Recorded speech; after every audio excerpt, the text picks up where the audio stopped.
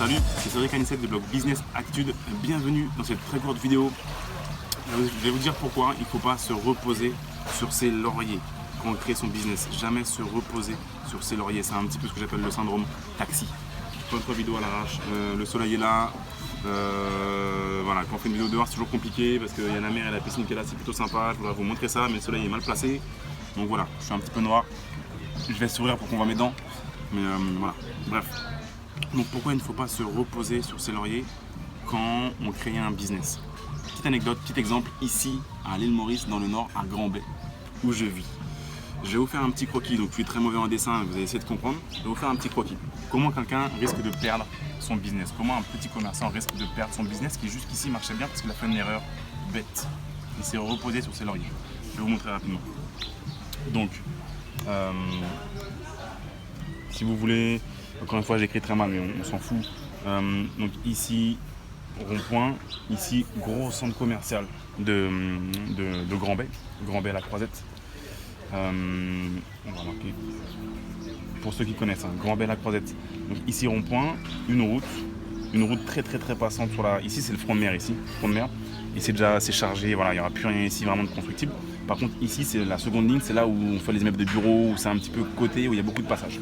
Donc ici il y a une boulangerie française.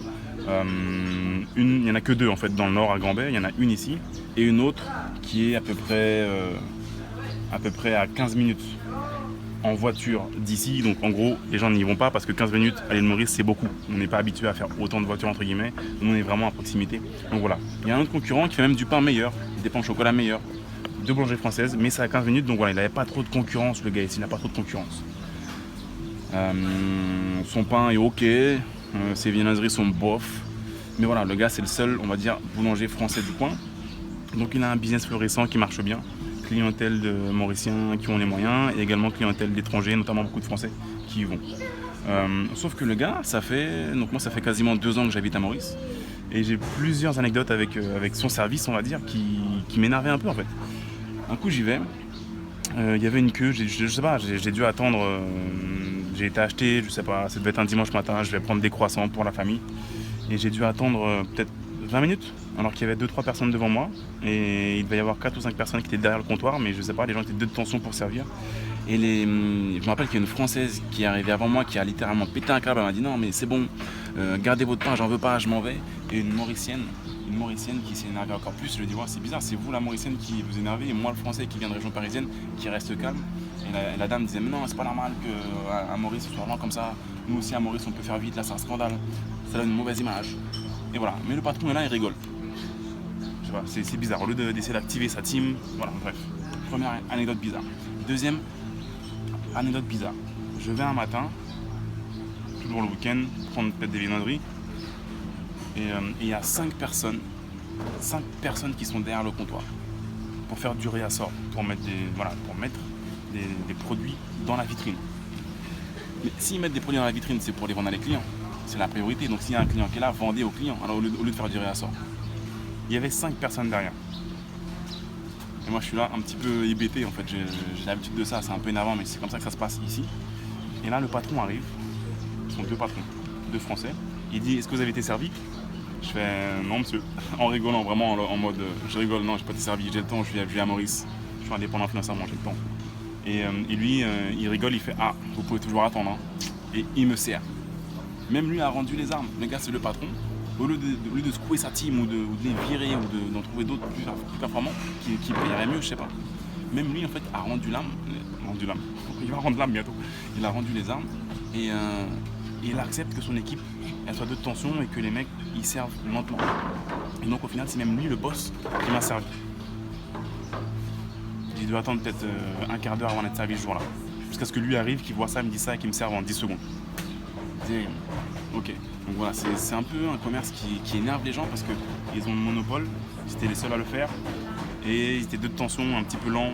Voilà, un peu comme les taxis, vous savez. Les taxis, ils sont parfois lents, ils sont nazes, quoi. Ils sont pas toujours polis, mais c'était les seuls à le faire. Donc ils pouvaient se permettre de faire ça. Sauf qu'après Uber est arrivé et Uber les a défoncés.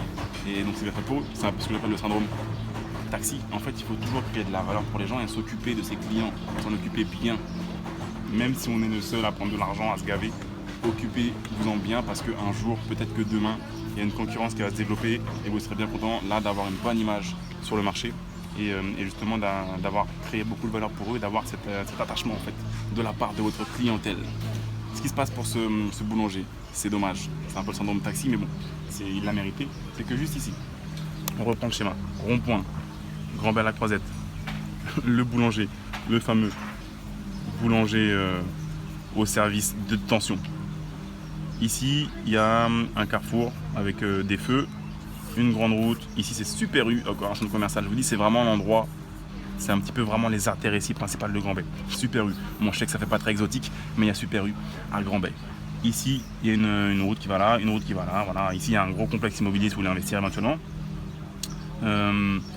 Et donc, juste ici, je crois que c'est là.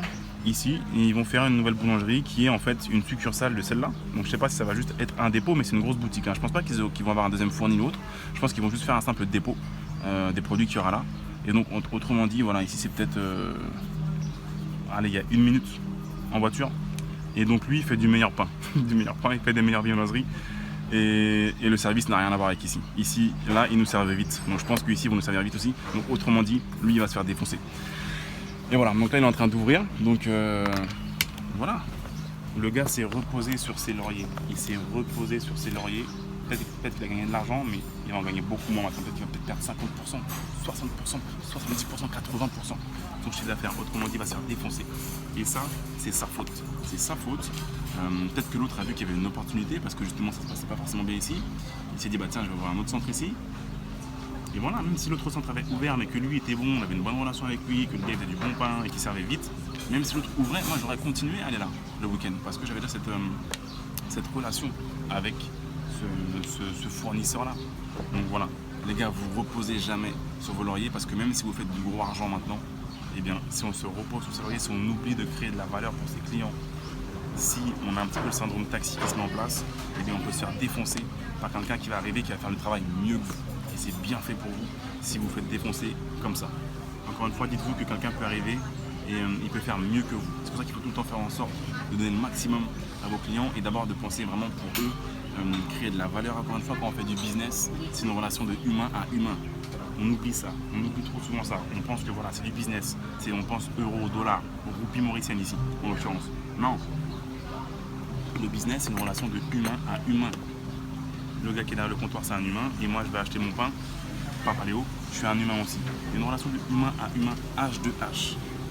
Lui, il a oublié, il va se faire groomer. Voilà. Pensez à ça quand vous vous lancez, quand vous créez, quand vous maintenez votre business, parce que c'est beaucoup plus dur de rester en business que de le créer. Merci beaucoup d'avoir regardé cette vidéo. Dites-moi dans les commentaires ce que vous en pensez. Et pensez également à vous abonner à la chaîne YouTube parce qu'on va envoyer du lourd à peu près une vidéo par semaine. Merci beaucoup et je vous dis à très bientôt. Salut.